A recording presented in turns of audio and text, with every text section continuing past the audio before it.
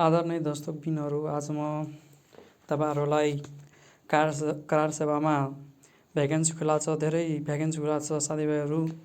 कृपया यो भ्याकेन्सी सबैले भर्नुहोला। यसमा 12 पास गरेको र ब्याचलर उत्तीर्ण गरेकोहरूलाई पनि यसमा भ्याकेन्सी भर्न पाइन्छ। 12 पास गर्नेहरूले गणकमा 3913 जनाको फर्म खुला छ भने ब्याचलरहरूले 516 जनाको फर्म खुला छ। कृपया सबैजनाले यो फर्म भर्नै होला, किनकि यो 2 महिनाको लागि छ। यसमा चाहिँ 2.5 महिना तालिम रहेछ उत्तीर्ण। यसको चाहिँ 2 महिनाकोले यसको तलब पाउने मासिक हिसाबले 34,730 जम्मा। यो 12 पास गर्नेहरूले 32,902 रुपियाँ पाउने हो मासिक भने। यो टोटल जम्मा पाउने हो भने 82-85 हजारसम्म पाइन्छ यसको। यसमा फर्म भर्नका लागि न्यूनतम कागजातहरू चाहियो भने यसमा नेपाली नागरिकताको प्रमाणपत्र र पासपोर्ट साइज फोटो, शैक्षिक योग्यताको लगधङ प्रमाणपत्र, त्यसलाई हामी ट्रान्सक्रिप्ट भन्छौँ, अनुभव भएको प्रमाणपत्रको प्रतिलिपि, यति सबै चाहिन्छ यसमा भर्नलाई। यदि साथीभाइ बहिनीहरू यो मैले सानै भिडियो बनाएकोले गर्दा चाहियो भने फर्म भर्नको लागि आएन भने मलाई सम्पर्क गर्नुहोला। म अर्को भिडियो मार्फत यो बनाइदिन्छु।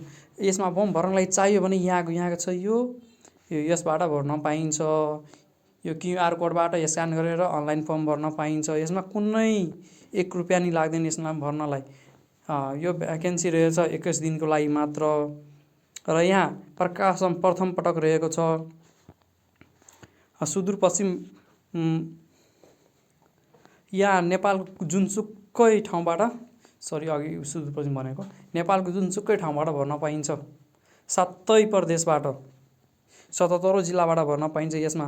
र सबैलाई यसमा कार्य भनेको नगरपालिका वा कहीँ तथ्याङ्क गणन गर्नको लागि यसमा त्यो नगरपालिकाबाट खटाउने काम गरेछन् भने यसमा चाहियो भने साथीभाइहरू यहाँ सबै यो जस्तै यो कामकाजको राष्ट्रिय तथ्याङ्क कार्यालयबाट दिएको छ भने यहाँ काम गर्न चाहेको पद, यहाँ फर्मको लागि हेर्नु हो, काम गर्न चाहेको पद, जिल्ला यसमा लेख्नु कहाँ छ, जिल्ला कहाँ, स्थानीय कहाँ हो, वार्ड नम्बर कति हो, उम्मेदवार वास्तविक विवरणहरू यहाँ चाहियो, उम्मेदवारको नाम, थर, अङ्ग्रेजी अक्षरमा लेख्ने लिङ्क कुन हो, विक्रम सम्बन्धमा यहाँ राख्ने साल, महिना, गते, इस्वी सम्बन्धमा यहाँ राख्ने आफ्नो जन्म, अनि हालको उमेर कति भएछ यहाँ राख्नु होला। र स्थानीय ठेगाना भनेको कहाँ रहेछ, हाम्रो जिल्ला कहाँ छ त्यहाँ गर्नु होला। स्थानीय तह कहाँ छ, वार्ड नम्बर कति पर्छन्, र टोल जस्तै कतिजना मान्छेहरू गाउँमा बस्छन्, कतिजना सहरमा बस्छन्, त्यसैले टोलको नाउँ पनि यहाँ खुलाउनु होला। अस्थायी ठेगाना हो यसमा सबै खुलाउनु होला। र अरू चाहियो भने हामीलाई यो भिडियो मार्फत अर्को भिडियोमा म बनाउने छु। यसको भिडियो यो च्यानललाई सब्सक्राइब गर्नु होला सबैजनाले।